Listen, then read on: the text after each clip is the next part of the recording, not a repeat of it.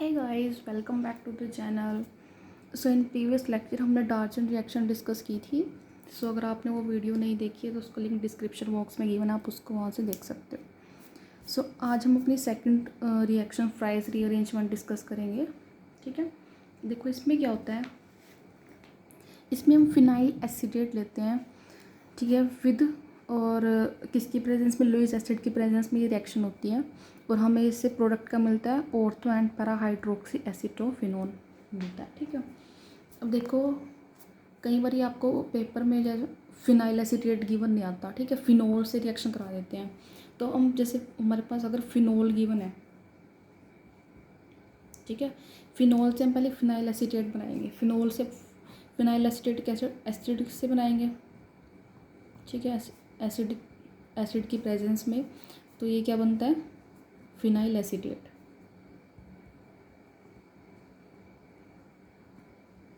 ठीक है, ये क्या है, फिनाइल एसिटेट. अब हम इसमें क्या डालेंगे, लुइस एसिड AlCl3. ये लुइस एसिड है. ठीक है, अब मतलब हीटिंग कंडीशन होती है इसमें, टेम्परेचर जैसे मैंने यहाँ लिख दिया.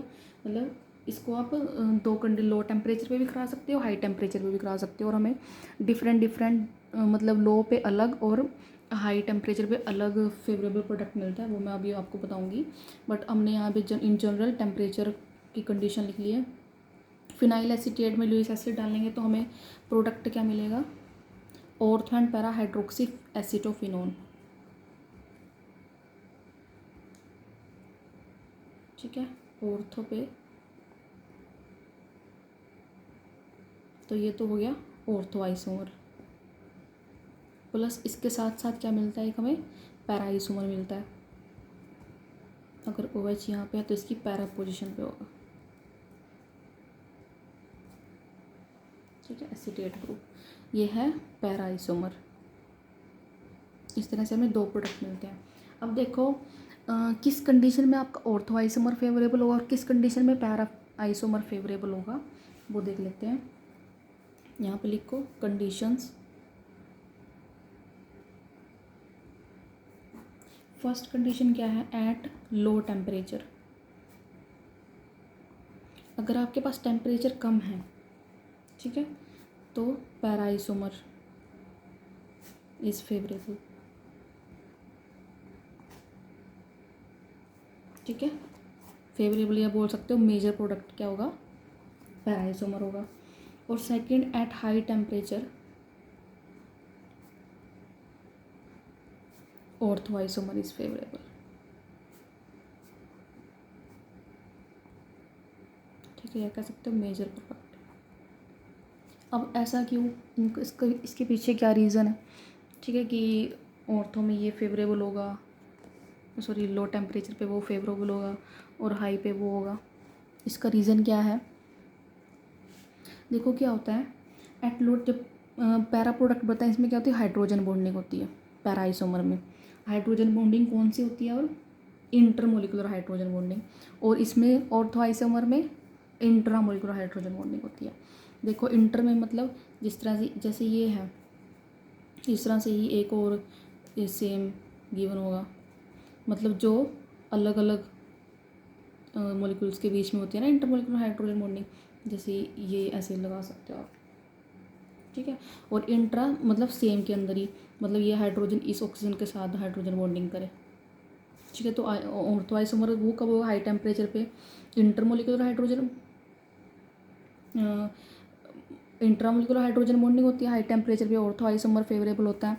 और लो टेम्परेचर पे para isomer because of this hydrogen bonding. ठीक है, अब मैं इसमें आगे इन दोनों के मैकेनिज़्म समझाऊंगी आपको कि इंटरमोलिकुलर में मैकेनिज़्म कैसे फॉलो होता है, इंट्रा में कैसे होता है. ठीक है, कैसे ऑर्थो एंड पैरा आपके पास प्रोडक्ट मिलते हैं.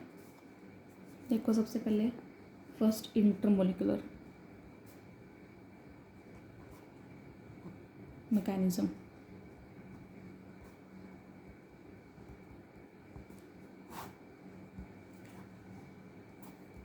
क्या लेंगे, फिनाइल एसिटेट. लिया हमने फिनाइल एसीटेट,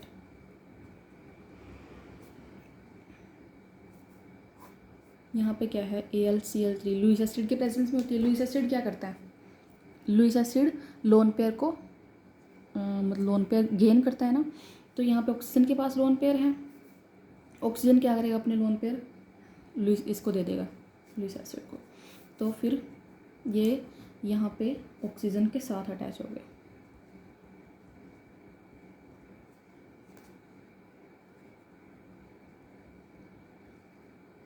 ऑक्सीजन पे 3 बॉन्ड बन गए तो क्या आ गया, पॉजिटिव चार्ज। ठीक है, अब देखो इस चार्ज को न्यूट्रलाइज करने के लिए यहाँ से ये ग्रुप निकलेगा, कौन सा, C≡CH3 निकलेगा, और यहाँ पे कार्बन पे आएगा पॉजिटिव चार्ज, क्योंकि कार्बन के 3 बॉन्ड हैं, तो यहाँ से ये बॉन्ड जब ब्रेक हुआ तो यहाँ पे कार्बन के ऊपर आ गया पॉजिटिव चार्ज, और यहाँ से क्या मिला हमें,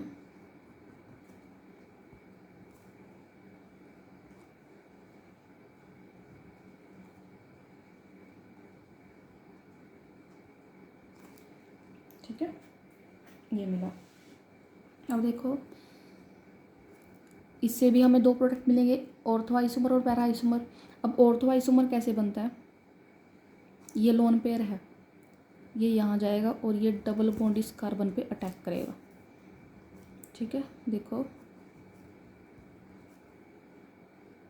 सॉरी ये बॉन्ड नहीं है अभी, यहाँ से डबल बॉन्ड O AlCl3 और यहाँ पे ये लग गया C≡O CH3। ठीक है, और सेम अगर ये यहाँ गया, ठीक है, मतलब पैरा आइसोमर के लिए ये तो ऑर्थो आइसोमर मिला, और पैरा के लिए क्या होगा, समझो ये यहाँ गया, ये यहाँ, ठीक है, और यहाँ पे जो पैरा पोजीशन पे जो बॉन्ड होगा वो इस कार्बन पे अटैक करे, तो ये पैरा प्रोडक्ट हमें मिलता है।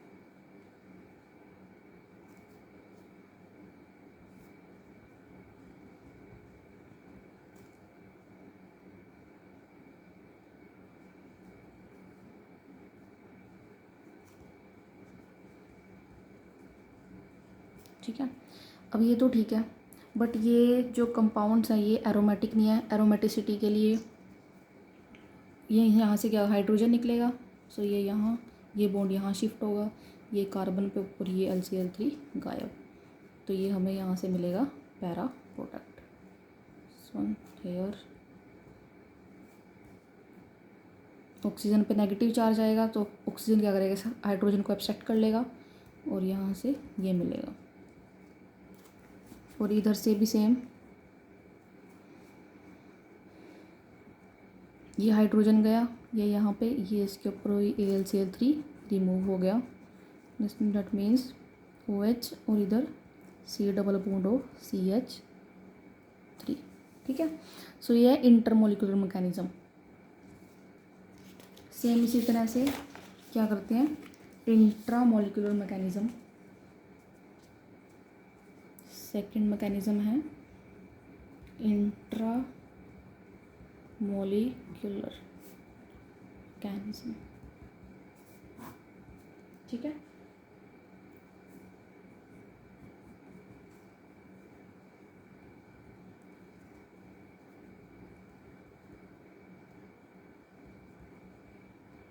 सेम फर्स्ट स्टेप सेम रहेगा, लुईस एसिड है, ऑक्सीजन क्या करेगा, अपने इलेक्ट्रॉन देगा और ये इसके साथ अटैच होगा,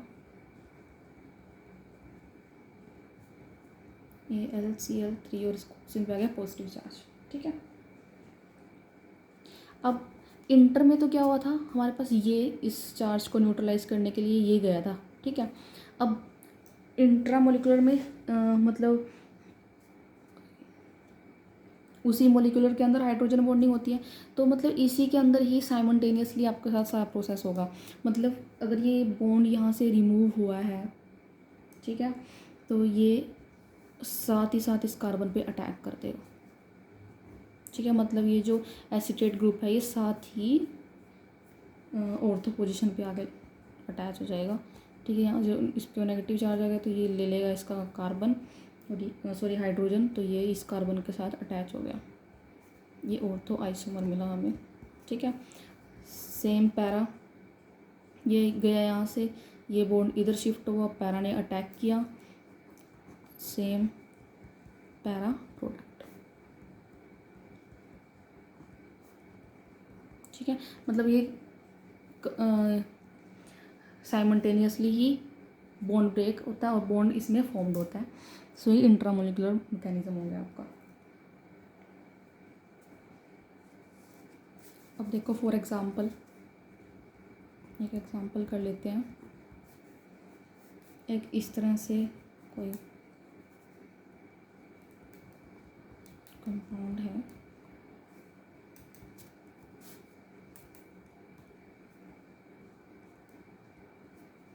AlCl3 और यहाँ हीटिंग कंडीशन गिवन है, ठीक है। हीटिंग कंडीशन गिवन है मतलब क्या है, हाई टेम्परेचर, और मैंने अभी आपको बताया था कि हाई टेम्परेचर पे ऑर्थो आइसोमर फेवरेबल होता है। तो यहाँ से क्या बनेगा, सीधा ऑर्थो आइसोमर बना हुआ आप OH, और इधर ये क्या हो गया COCH3,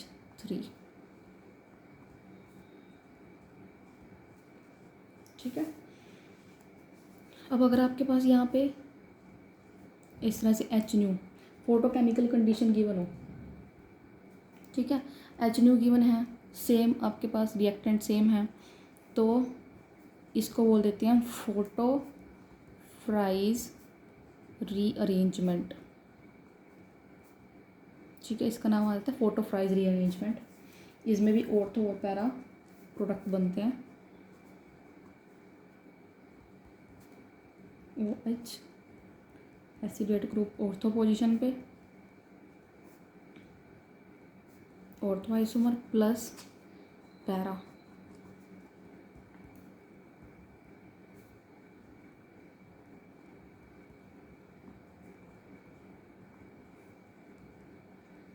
ठीक है। ये है पैरा प्रोडक्ट, क्लियर है। इसमें आपको मैकेनिज़्म मैंने आपको समझा दिया है, ठीक है। वैसे मैकेनिज़्म की ज़रूरत नहीं है, अगर आपको रिएक्शन कंडीशन देख के पता चल रहा है कि ये फ्राइज रीअरेंजमेंट है तो आप उसको डायरेक्ट उसका प्रोडक्ट लिख सकते हो, क्योंकि आप मतलब ये तो आपको पता ही होगा, ये तो रिएक्शन में गिवन ही होगा कि टेम्परेचर कौन, मतलब हाई टेम्परेचर है लो टेम्परेचर है, तो उसको देख के आपको पता लग जाएगा कि ऑर्थो आइसोमर बनेगा या पैरा आइसोमर बनेगा, तो आप डायरेक्ट इसका प्रोडक्ट लिख सकते हो, ठीक है, विदाउट मैकेनिज़्म भी आपको पता होना चाहिए, ठीक है। अब मैं आपको 2 क्वेश्चन देती हूँ। से एक क्वेश्चन है इसका ही फ्राइज रीअरेंजमेंट का,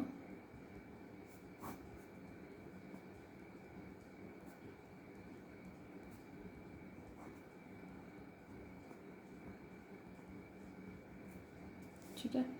सेकंड इसमें डाल रहा है AlCl3, ये आप ट्राई करना, ठीक है, ट्राई करके देखना, अगर हुआ तो ठीक है, अदरवाइज़ मैं नेक्स्ट वीडियो में सॉल्व कराऊंगी। नेक्स्ट एक क्वेश्चन डार्जन रिएक्शन का है,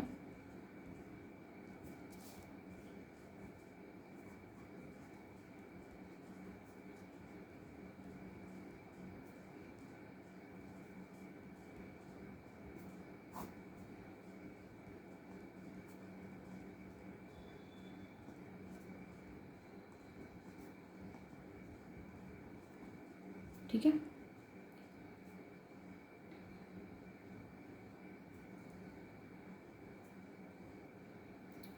इस तरह से ये एक डार्जन रिएक्शन क्वेश्चन है और ये फोटोफ्राइज का, ये दोनों आप ट्राई करके देखना, ठीक है। अदरवाइज मैं आपको नेक्स्ट वीडियो में इनको सॉल्व कराऊंगी, ठीक है। If you have any doubt related to this reaction then आप कमेंट सेक्शन में मुझे कमेंट कर सकते हो एंड पूछ सकते हो, ठीक है। सो या इस वीडियो में इतना ही। Stay tuned for upcoming videos. As always keep innovating and exploring. Thank you.